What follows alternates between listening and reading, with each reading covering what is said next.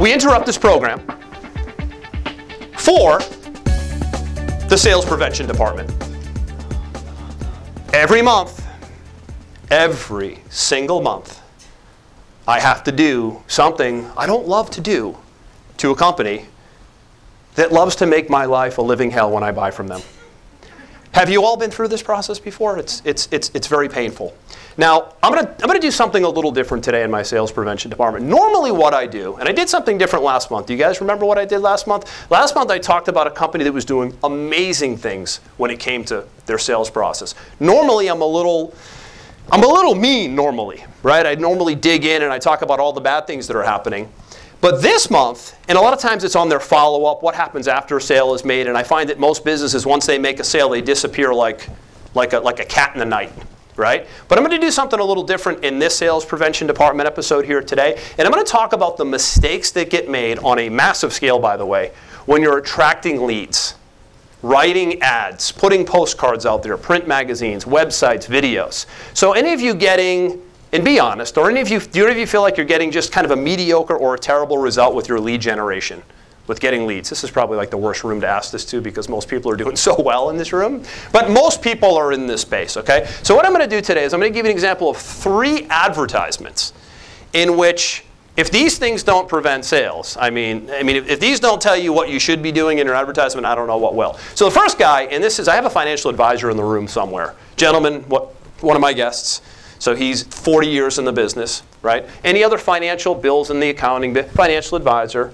You guys are so, when you put your hands up, it's always like, yeah, I'm one of those guys, right? You notice that, right? I used to be one of those guys, right? So these are the kind of ads. Can you guys see this okay? So these are the kind of ads that I see financial services type people putting out there. Could you imagine responding to an ad that says, I can help?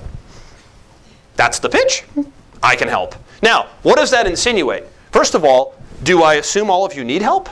So I've offended half the audience already, because what if you're already rich and wealthy but you just want an extra edge? I've already knocked you out of the blocks because I'm assuming that everybody's dead broke and needs help. So that's his approach.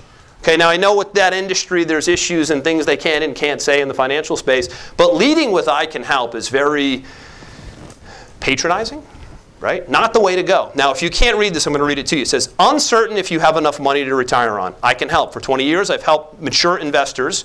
Are there immature investors? I've helped mature investors retire free from financial worry. Help starts with a complimentary second opinion of your portfolio and financial plan.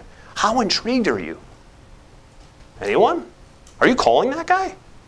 So he's preventing probably some good sales. Here's another one. You're going to love this one. I have a diamond guy in the room, by the way. There he is. You made it. My man sells diamonds all over the world. This guy's successful too. He's the diamond stud.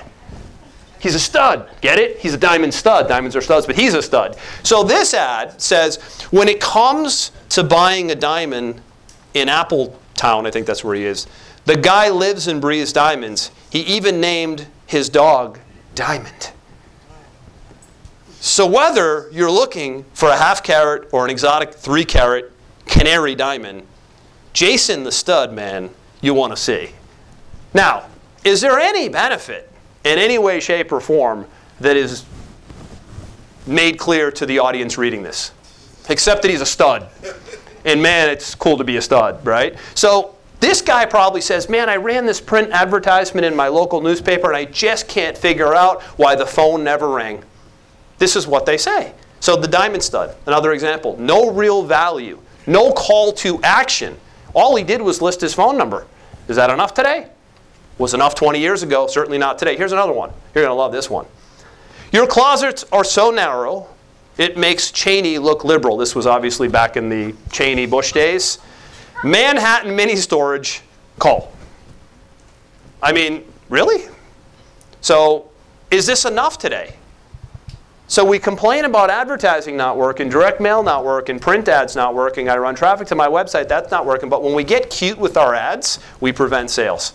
Because what happens is we eliminate a good amount of the people that we would want to attract as customers and clients by being cute and not being benefit driven. Okay, so none of these ads that I showed you today are benefit driven, so they prevent not only leads, but ultimately if you can't get a lead, you can't get a sale. So leads precede sales. When you write ads like this, and I'm going to get into some really interesting ad copy today that I think will allow you to double or triple the result you're getting with your leads, you actually deter customers, clients, and good prospects. So my question I leave you with is, are you guilty of not doing enough before and after the sale?